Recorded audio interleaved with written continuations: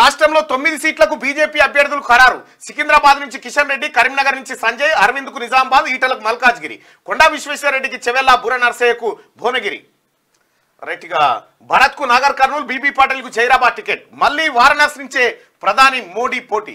రాబోయే లోక్సభ ఎన్నికల కోసం 195 మంది అభ్యర్థులతో మొదటి జాబితాను బీజేపీ శనివారం విడుదల చేసింది. మొత్తం 18 రాష్ట్రాలు, యూటీలకు చెందిన అభ్యర్థుల పేర్లను ప్రకటించింది. శనివారం ఢిల్లీలోని బీజేపీ హెడ్ ఆఫీస్లో ఏర్పాటు చేసిన మీడియా సమావేశంలో ఆ పార్టీ జనరల్ సెక్రటరీ వినోద్ తాబ్డే అభ్యర్థుల పేర్లను ప్రకటించారు. అందులో తెలంగాణ నుంచి 9 సీట్ల క్యాండిడేట్లను ప్రకటించారు. సికింద్రాబాద్ నుంచి కిషన్ రెడ్డి, హైదరాబాద్ నుంచి మాధవిలత, కరీంనగర్ నుంచి బండి సంజయ్, నిజామాబాద్ నుంచి ధర్మపురి అరవింద్, మల్కాజ్గిరి నుంచి ఈటల రాజేందర్, చెవెళ్ల నుంచి కొండా విశ్వేశ్వరరెడ్డి, భువనగిరి నుంచి బూర నరసయ్య గౌడ్, నాగర్ కర్నూలు నుంచి పోతుగంటి భరత్, జహీరాబాద్ నుంచి బీబీ పాటిల్ పోటీ చేయనున్నారు.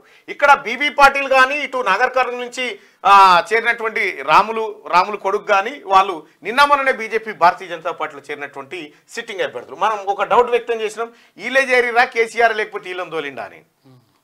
ఎందుకంటే ఎట్లయితే ఏముంది, నీకు సాయమే కాదు సార్ చేయాల్సిందని అట్లా చేసిండా ఏమని ఉండే.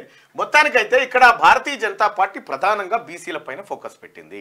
బీసీ నాయకత్వాన్ని బలపరుస్తూ బీసీలకు అత్యధిక స్థానాలను ఈ 9 కేటాయించింది. ఇక మిగతా స్థానాలు అన్ని రిజర్వ్ స్థానాలే 5 ఉన్నాయి. 5 ఇంకో 4 స్థానాలు ఉన్నాయి. 4 స్థానాల్లో రిజర్వ్డ్ క్యాండిడేట్స్గా ఉంటారు. ఇవి 9, 13 పోతే ఇక మిగిలినటువంటి స్థానాలు 4 ఉంటాయి. ఇక 4 జనరల్ స్థానాలు. ఆ 4 జనరల్ స్థానాల్లో కూడా మరి మెదక్ ఎవరిని పెడతారు, ఆ తర్వాత సికింద్రాబాద్ ఎవరికి ఇవ్వబోతా ఉన్నారు, సికింద్రాబాద్ ఇచ్చారు, మెదక్ ఒకటి, ఆ తర్వాత ఇటు ఆదిలాబాద్ ఎవరికి ఇవ్వబోతా ఉన్నారు అంతే కదా. అవును కాదు, మెదక్ ఆదిలాబాద్, నల్గొండ ఆదిలాబాద్,